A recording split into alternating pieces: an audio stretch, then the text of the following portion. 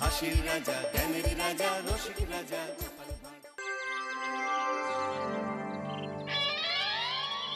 বলছি গোপাল রওনা দি। মহারাজ এত ব্যস্ত হবেন না মহারাজ। হ্যাঁ হ্যাঁ, তা মহারাজ, আপনাকে দেখে মনে হচ্ছে আপনি রাতে একটু ঘুমোননি। হ্যাঁ ঠিকই ধরেছ, তাছাড়া ঘুম হবে কি করে বলো, আমার বাড়িতে যে ছোট্ট রাজপুত্র আসছে। তা অবশ্য ঠিক, সেই কবে থেকে আমাদের নাতিকে দেখার জন্য আমরা বসে আছি। আচ্ছা গোপাল, তুমি এইবারে রওনা দাও, বেশি দেরি করো না, জাহাজ ঢুকবার সময় হয়ে এলো। আপনি কিচ্ছু চিন্তা করবেন না মহারাজ, আমি একদম সযত্নে আপনার নাতি ও বৌমাকে রাজপ্রাসাদে নিয়ে আসব। গোপাল, খুঁজে পেতে কোনো রকম অসুবিধে হবে না। মনে আছে রানীমা? এখন তাহলে আসি।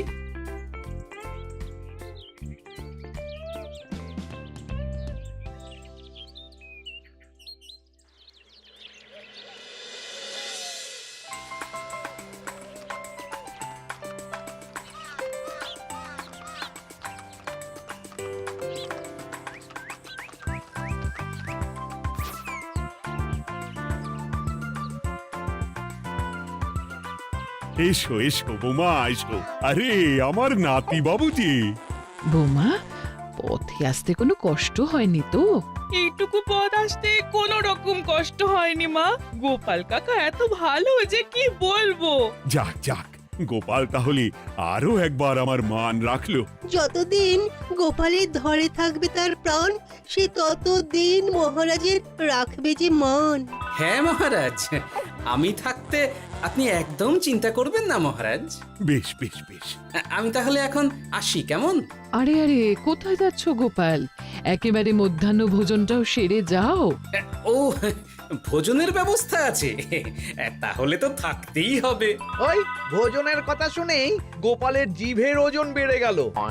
তুমি থামো তো মন্ত্রী, আসলে আজ বিকেলেই আমাদের কুল গুরুদেব আসছেন, তোমরা সবাই থেকো, আজকেই নাতিবাবুর অন্নপ্রাশনের দিনটা স্থির করে নেব। এ তো বেশ ভালো কথা। বেশ তাহলে, বেশ ভালোই হলো। রোজ বাড়িতে খেতে খেতে জিভে একেবারে চড় পড়ে গিয়েছিল। বহুদিন পরে রাজবাড়ির পোলাও কোরমা খেয়ে পেট ভরাবো।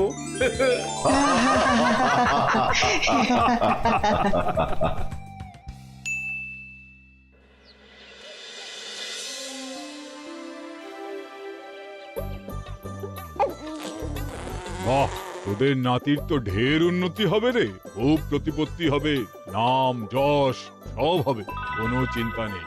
গুরুদেব, নাতির শরীর স্বাস্থ্য ভালো থাকবে তো? দেখ, এমনিতে খুব একটা কিছু অসুবিধা তো দেখছি না, তবে হ্যাঁ, সম্প্রতি একটা বড় সড়ো ঝড় বয়ে যাবে দেখা যাচ্ছে। কি সর্বনাশ গুরুদেব, এসব কি বলছেন, কথাটা কি সত্যি? আমি মিথ্যা বলি না, যা দেখলাম, ঈশ্বর আমাকে দিয়ে যা বলালেন তাই বললাম। তাহলে কি হবে গুরুদেব? এই বিপদ এড়াবার কি কোনো উপায় নেই গুরুদেব? ওরে, তোরা আমার পুরো কথাটা শোন, কথার মাঝেই যদি এত প্রশ্ন করতে থাকিস তাহলে আমি কিভাবে আমার কথাটা শেষ করব? হ্যাঁ, ক্ষমা করুন গুরুদেব, আপনি বলুন বলুন। শোন, ওর কপালে ঝড় থাকলেও সে ঝড় ঠিক কেটে যাবে, চিন্তা করিস না, ভগবান আছেন, উনি বিপদ ঠিকই কাটিয়ে দেবেন। যখন বিপদ চরম সীমায় পৌঁছে যায় তখন ঈশ্বর নিজে এসে আমাদের বিপদ মুক্ত করে। সত্যি গুরুদেব, ঈশ্বর নিজে আসেন? হ্যাঁ, নিজে আসেন। জয় গুরুদেবের জয়। গুরুদেব, এইবারে তাহলে আপনি একটা শুভ দিন বলে দিন, নাতিবাবুর অন্নপ্রাশনটা ধুমধাম করে দিতে হবে তো। আজকের পর থেকে ঠিক 3 দিন বাদে একটা খুব ভালো দিন আছে, ওই দিন তাহলে অন্নপ্রাশনের ব্যবস্থা কর। বেশ বেশ, তবে তাই হবে গুরুদেব, তাই হবে। গোপাল, তাহলে সব কিছুর বন্দোবস্ত করা শুরু করো। সে আর বলতে রানীমা, আমি আগামীকাল থেকেই একদম জোর কদমে মাঠে নেমে পড়বো। হ্যাঁ রানীমা, আমি কোনো দায়িত্ব নেব নাকি? না থাক, যদি প্রয়োজন হয় তুমি গোপালকে সাহায্য করো।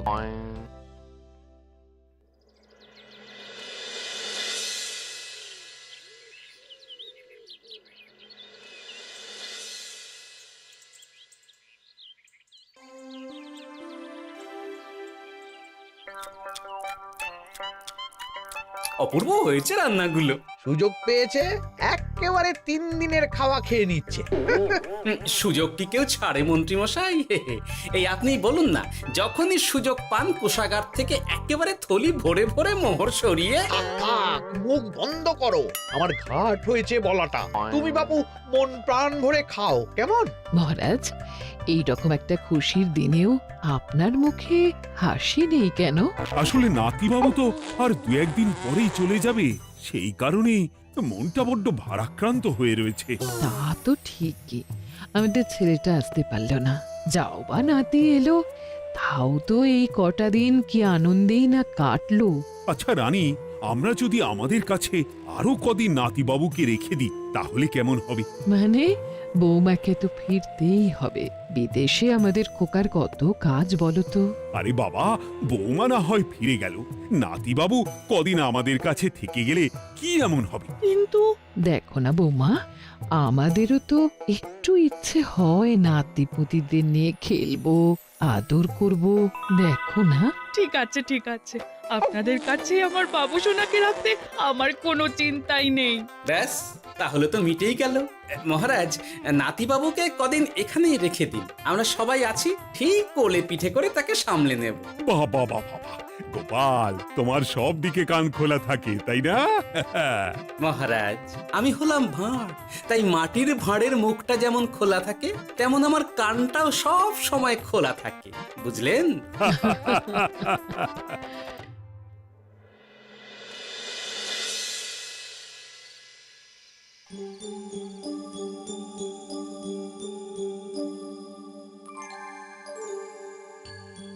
কি ব্যাপার মহারাজ, আপনি এখনো শোননি কেন? শরীর খারাপ করছে নাকি? না রানী, একটা কথা খুব ভাবাচ্ছে বুঝলে। কি কথা মহারাজ? এই যে সেদিন গুরুদেব বললেন না, যখন গভীর বিপদ আসে তখন ঈশ্বর নিজে আসেন বিপদে মোকাবিলা করার জন্য। হ্যাঁ মহারাজ, বললেন তো। আচ্ছা, ঈশ্বর কি বিপদে সত্যি নিজে আসেন? কিন্তু তিনি নিজে তো বিশাল শক্তিধর, ক্ষমতাবান, তাহলে তিনি নিজে না এসে অন্য কাউকে পরিস্থিতির মোকাবিলা করতে পাঠান না কেন?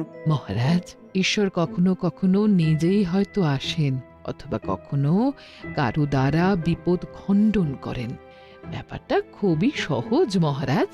না না, কিন্তু আমার মনে হয়। মহারাজ, আপনার কি মনে হয় আমি জানি না, তবে আমার যা মনে হয় আপনাকে বলেছি। আগামীকাল একবার সভাসদদের প্রশ্নটা করতে হবে, দেখি তারা কি বলে। আগামীকাল সকালে আবার বৌমা ফিরে যাবে।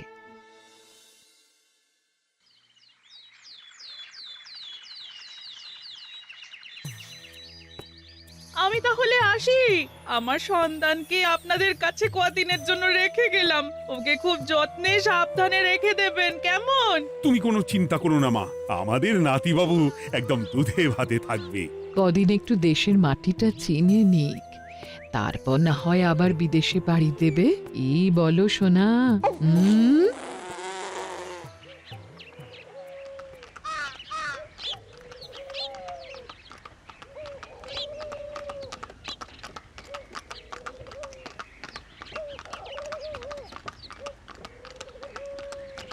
বৌমা তো চলে গেল, এইবারে তাহলে আমরাও যাই। আজকেও নিশ্চয়ই বৌমার ফিরে যাওয়া উপলক্ষে রাজসভা বন্ধ থাকবে। ভুলেও এই সব কথা ভেবো না মন্ত্রী, চলো এইবারে সবাই রাজসভায় চলো, তোমাদেরকে একটা খুবই গুরুত্বপূর্ণ প্রশ্ন করব। সেরেছে, মহারাজ আবার কি প্রশ্ন করবেন ভগবান জানে। সবাই রাজসভায় এসো।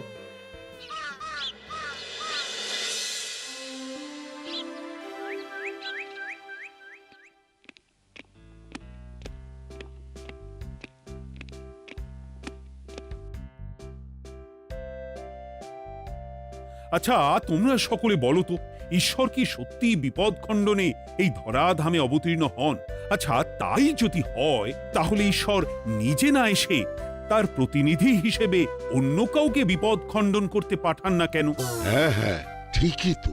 কেন কেন, ঈশ্বর তো মহাশক্তিধর, উনি চাইলেই যা খুশি তাই করতে পারেন। মহারাজ, আমাদের যেমন ইচ্ছে হলে আমরা খাই দাই ঘুমাই ঘুরে বেড়াই, ঠিক সেই রকম ঈশ্বরেরও ইচ্ছা হয় নিজে নেমে এসে জগতের কল্যাণ করার। না না না, আমি কিন্তু আমার প্রশ্নের যথাযথ উত্তর পেলাম না। এই গোপাল, তুমি কিছু বলো না, একদম মুখে কুলুপ দিয়ে বসে আছো কেন? হ্যাঁ, না মহারাজ, মুখে কুলুপ দিয়ে নেই, আসলে খিদেতে পেটে ছুঁচো দৌড় দিচ্ছে। বেশি কথা বললে খাটনি হবে, আরো খিদে বাড়বে, তাই চুপ করে আছি আর কি। ইস, শুধু খাওয়া আর খাওয়া, সব সময় শুধু খাওয়ার চিন্তা। গোপাল, ছি, লজ্জা করে না? এমন একটা গুরুত্বপূর্ণ সময়ে তুমি আমার প্রশ্নের উত্তর না দিয়ে মনে মনে খাবারের কথা ভাবছো। আসলে মহারাজ, ওই না খেলে যে মাথাটা কাজ করে না, পেটে খিদে মুখে লাজ, এমন করলে তো মগজটাই পুরো ঘেঁটে ঘ হয়ে যাবে মহারাজ। বেটাকে তাড়িয়ে দিন। যাও যাও গোপাল, আমার রাজসভা থেকে এক্ষুনি বিদেয় হও দেখি। যাও যাও, তুমি যাও। যার সব সময় শুধু খাওয়ার চিন্তা, এমন পেটুককে সভায় রেখে আমার কোনো কাজ নেই। কিন্তু মহারাজ, চুপ, একদম চুপ। তুমি যাও গোপাল, যাও। যদি কোনোদিনও উত্তর খুঁজে পাও, তবেই আবার এই সভায় তোমার মুখ দেখিও।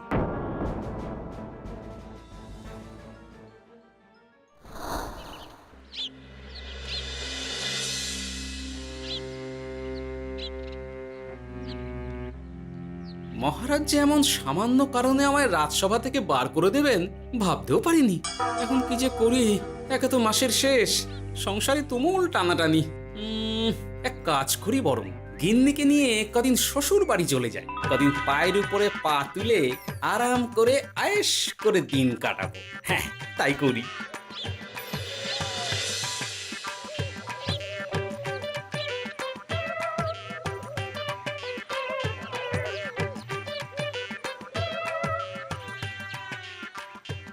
গিন্নি, ও গিন্নি,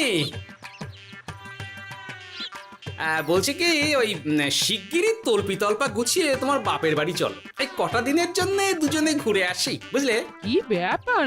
তোমার হঠাৎ করে আমার বাপের বাড়ি যাবার হিড়িক কেন? কিছু মতলব আছে নাকি? আমি না তোমার স্বামী? তুমি আমাকে এইভাবে বেমক্কা মতলববাজ বলতে পারলে? হ্যাঁ, কোথায় আমি তোমার কথা ভেবে কথাটা বললাম, আর তুমি কি না আমায় স্বামী না স্বামী কে জানে? এই গত 3 মাস ধরে বাপের বাড়ি যাওয়ার কথা বলছি, তুমি তো তখন কানেই নিচ্ছিলে না, এখন হঠাৎ? আচ্ছা আচ্ছা, বুঝেছি বুঝেছি, অনেক ঝগড়াঝাটি হয়েছে, এইবারে তল্পি তল্পা গুছিয়ে চলো, মেলা সময় বয়ে যাচ্ছে। কি এক্ষুনি যাবে নাকি? সন্ধে হয়ে এলো তো। এই সন্ধে হয়ে এলো তো কি হয়েছে, চলো চলো চলো, শিগগিরই চলো। ঠিক আছে, আমি প্রস্তুত হচ্ছি।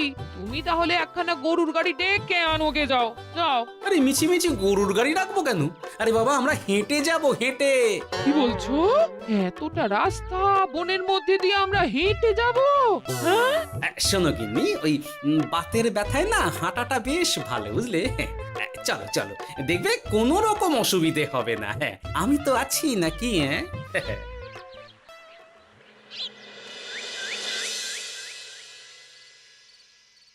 বাবা, হ্যাঁ, বনটা বেশ ঘন। বলি, এই সময়ে এই বনের মধ্যে দিয়ে কেউ হেঁটে যায়? মেলা গজগজ না করে চুপচাপ এসো দেখি। ও মা গো, বাবা গো, বাবা গো, কি লাগাটাই না লাগলো গো। আরে, তোমার থেকে আমার বেশি লেগেছে, যাখানা ধাক্কা মারলে। কি করবো? গিন্নি আমায় ধাক্কা মেরে ফেললো বটে, কিন্তু আজ আমি মহারাজের প্রশ্নের যথাযথ উত্তর পেয়ে গেলাম। বেড়াল ছানাটিকে বাঁচাতে কোনো কিছু না ভেবেই কিভাবে বেড়ালটা ওই বাঘা কুকুরটার দিকে তেড়ে গেল। হ্যাঁ, তার মানে বিপদে পড়লে সন্তানকে বাঁচাতে না, আমাকে এক্ষুনি একবার রাজপ্রাসাদে যেতে হবে, রানীমার সঙ্গে কথা বলতে হবে। আরে আরে আরে আরে, ওদিকে কোথায় চললে গো? ওদিকে তো তোমার শ্বশুর বাড়ি নয়? আরে বাবা, আমার নয়, তোমার শ্বশুর বাড়ির দিকেই আবার যাচ্ছি, বুঝলে? মানে আমরা আর যাবো না? না না, পরে যাব, তাড়াতাড়ি এসো দেখিনি। এ কি রে বাবা, লোকটার মাথাটা কি গেছে নাকি? কখন যে কি করছে নিজেরই ঠিক নেই, যত সব।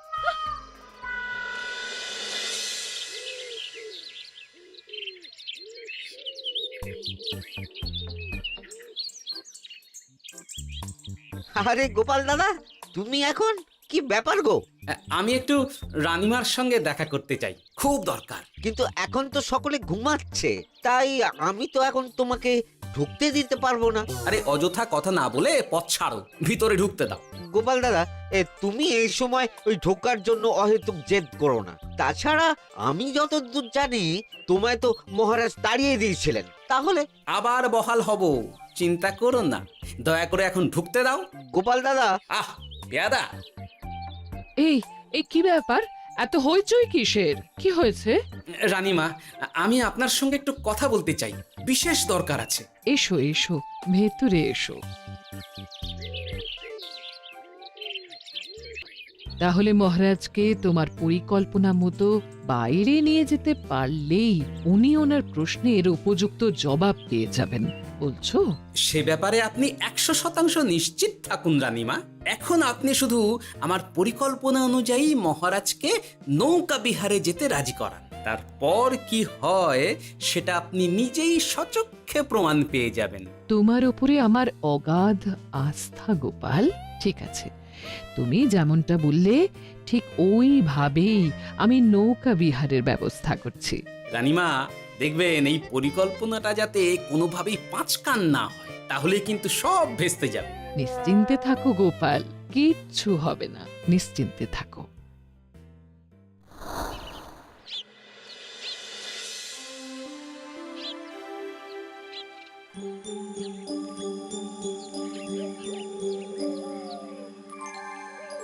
মহারাজ আবার বেজার ভোগ করে গেছেন। কি করব? আমি এখনো যে আমার প্রশ্নের উত্তর খুঁজে পাইনি। এইভাবে আপনি আর কতদিন মুখ ভার করে বসে থাকবেন শুনে? কি জানি, কিছুই আর ভালো লাগে না যে। বলছি শুনুন না মহারাজ, নাতিকে নিয়ে চলুন না, আমরা একটু নৌকা বিহারে যাই, তাহলে ওরও ভালো লাগবে আর আপনার মনটাও বেশ অন্যরকম হবে। ঠিক আছে, তাহলে চলো একটু নৌকা বিহার করে আসি।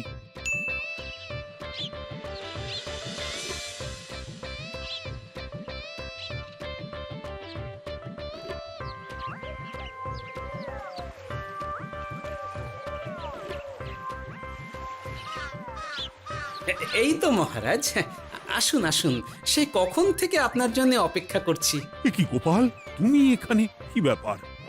তোমার সঙ্গে তোমার স্ত্রীও আছেন দেখছি। মহারাজ, কতদিন আপনাকে দেখিনি বলুন তো, তাই আজকে একদম সস্ত্রীক চলে এলাম। চলুন চলুন, সকলে মিলে নৌকো বিহার করে আসি। কিন্তু আমি তো তোমাকে তাড়িয়ে দিয়েছিলাম, তারপরেও তুমি। মহারাজ, অনেক তো হয়েছে, এখন এসব কথা ছেড়ে নৌকোতে টুকুস করে উঠে পড়ুন দেখি। কিন্তু মহারাজ অযথা দেরি করবেন না, চলুন উঠে পড়ুন।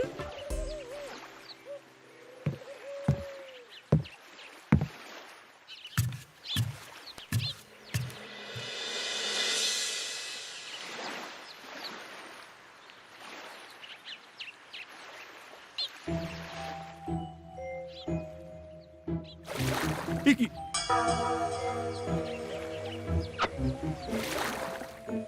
এই নাও, দেখো দেখো, ও কোনো সাড়া শব্দ করছে না কেন? সারা শব্দ করবেন না মহারাজ। মানে এসব কি বলছো? এই পুটুলির ভেতরে তো আপনার নাতি নেই, এখানে নাতির বদলে রয়েছে একখানা খেলার পুতুল। এসব কি বলছো তুমি?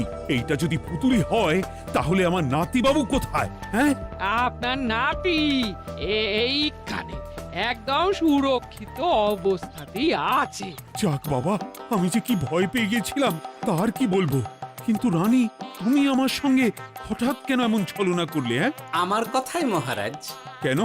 আসলে আমি আপনাকে এই ঘটনার মধ্যে দিয়ে আপনার প্রশ্নের আসল উত্তরখানা দিতে চেয়েছিলাম, তাই।